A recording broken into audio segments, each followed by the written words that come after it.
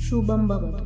आपण पसायदान आणि त्याचा अर्थ पाहूयात. ज्यांच्या नावातच ज्ञान आणि ईश्वर वसलेला आहे असे जगद्गुरु संत ज्ञानेश्वर महाराज, ज्यांना सर्व भागवत भक्त माऊली ही प्रेममय हाक देतात. आपल्या नावाचा अर्थ आपल्या जीवनातून दाखवून देणारे हा अवलिया माऊली तुम्हाला शिरसाष्टांग नमस्कार. माऊलींनी ज्ञानेश्वरीची सुरुवात ईश्वराच्या अध्यरूपास आणि वेदांच्या निर्मात्यात स्मरून केली.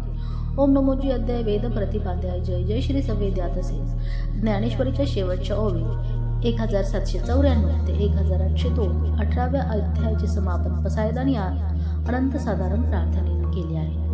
आपल्या सर्वांना अगदी तोंडपाठ असलेले पसायदान अगदी लहानपणापासूनच आपण लता मंगेशकरांच्या आवाजातील सुमधुर पसायदान ऐकत आलोय किंवा शाळेतल्या प्रार्थनेमध्ये सुद्धा पसायदान याचा समावेश असायचा. पण कधी आपल्याला त्याचा अर्थ सांगितला गेला नाही, हे आपले दुर्दैव आहे. मी जेव्हा याचा अर्थ वाचला तेव्हा खरे तर थक्क झाले. खरंच आयुष्यामध्ये इतके मोठे कार्य करून संत ज्ञानदेवांनी आद्यईश्वराकडे स्वतःसाठी काही मागितलेच नाही. आपण आता या विश्व प्रार्थनेचा अर्थ ऐकूया. आता विश्वात्मके देवे येणे वाग्यज्ञ तोषावे, तोषोनी मज द्यावे पसाय दान आहे. या विश्वात्मक विश्वाच्या कणाकणांमध्ये भरून राहिलेला माझ्या भगवंता, माझ्या वाणीचा यज्ञ तुझ्या कृपामुळे अखंड चालू आहे. त्या यज्ञाला आपण प्रसन्न व्हावे आणि मला हे प्रसादाचे दान द्यावे. जे कळांची व्यंकटी सांडो तया सत्कर्म रती वाढो, भूता परस्परे पडो मैत्री जीवांचे.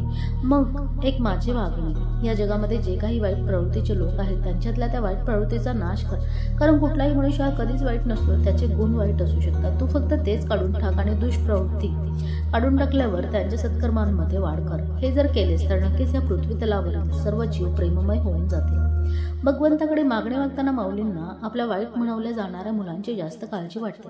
कारण प्रत्येक मनुष्य प्रवृत्तीमधून देवत्वाकडे वाटचाल सर्व करू शकतो हा त्यांना विश्वास आहे. दुरितांचे तिमिर जाओ, विश्व सुधर्म सूर्य पाहो, जो जे वांछिल तो ते लाहो प्राण जाता. जगामध्ये पाप हे फक्त अज्ञानरूपी अंधारामुळेच आहे. हा अंधार नाहीसा होण्यासाठी जग सर्व धर्मरूपी सूर्याचा उदय हो, प्राणी मात्रांच्या मंगल इच्छा पूर्ण होत. इथे विश्व स्वधर्म म्हणजे हिंदू, मुस्लिम, बौद्ध इत्यादी धर्म नव्हे, तर माणुसकी हा धर्म प्रतीत आहे. हा धर्म जर आचरणात आणला तर प्राणी मात्रास इच्छेप्रमाणे सर्व काही मिळेल. वर्षाचे सकळ मंगळी ईश्वरनिष्ठांची मांदी आळी, अनवरत भूमंडळी भेट तू या भूता. या विश्वामध्ये ईश्वरनिष्ठ लोकांची सदैव उत्पत्ती होत राहो. सध्या नश्वर गोष्टीवर निष्ठा असणारी प्रवृत्ती वाढत आहे. धन संपत्तीला सुख मानणारे लोक नको तर आत्म्याचे चिरंतन सुख मागणारे लोक जन्मास येईल.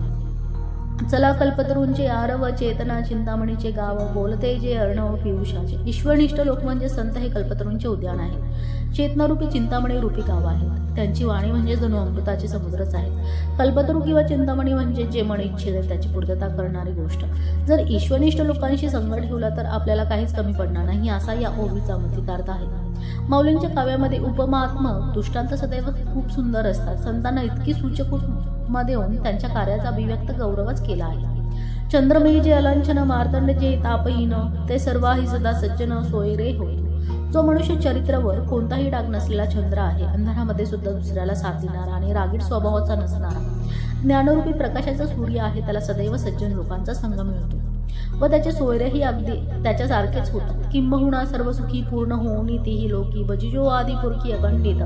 विश्वामध्ये तिन्ही लोकातील लोक सर्व सुखी होऊन अखंड या आदी पुरुषाची भक्ती करत राहत. तसे पाहता सर्व सुख मिळाल्यानंतर भगवंत भक्तीकडे जाण्याचा लोकांची इच्छा कमी होत जाते आणि ते न होण्याची मागणी माऊली करतात. आणि ग्रंथोपजीवे विशेषी लोकीय दुष्टादुष्ट होवावे जी आवेची. आद्य भगवंताने जे वेद आणि ग्रंथांची निर्मिती केली आहे त्या ग्रंथांचा अभ्यास हेच लोकांच्या जीवनाचे लक्ष व्हावे आणि त्याच ग्रंथांमध्ये दिलेल्या मार्गदर्शनानुसार आयुष्य व्यतीत करावे. जीवन सुखी करणे काही रॉकेट सायन्स नाही. जीवनातील कठीण प्रसंगावरचा उपाय हा नेहमीच मार्गदर्शक ग्रंथ आणि वेगवेगळ्या पुस्तकांमधून आपल्याला भेटतो. ग्रंथांना जीवनमान आणि जीवनच बदलून टाका. येत म्हणे श्री विश्वेश्वरायो, हा होईल ताण पसाव, येणे वरे ज्ञानदेव, सुखिया झाला सुखिया झाला सुखिया झाला. हे विश्वेश्वराया, हे जगाच्या माय बापा, तू जेव्हा म्हणशील ना की हे दान दिले तेव्हाच हा ज्ञानदेव चिरंतन सुखी होईल, चिरंतन सुखी होईल, चिरंतन सुखी होईल. तर असा आहे या विश्व प्रार्थनेचा गूढार्थ. ज्ञानेश्वरांनी लिहिलेल्या 9000 ओव्यांचे हे सार आहे. एका आदर्श समाज व्यवस्थेचे स्वप्न या जगत माऊलीने 800 वर्षापूर्वी पाहिले. आज तागायत अखंड आषाढी वारी सुरू आहे. लाखो लोक या भक्तिसागरामध्ये बुडून सदैव आळंदी ते पंढरपूर हा भक्तीचा सेतू बांधत आहेत. ते करता करता आपण आजच्या सगळ्या जलद माध्यमाचा म्हणजे इंटरनेटचा वापर सत्कार्यासाठी करूया. ओम शांती परम परम महाशांती.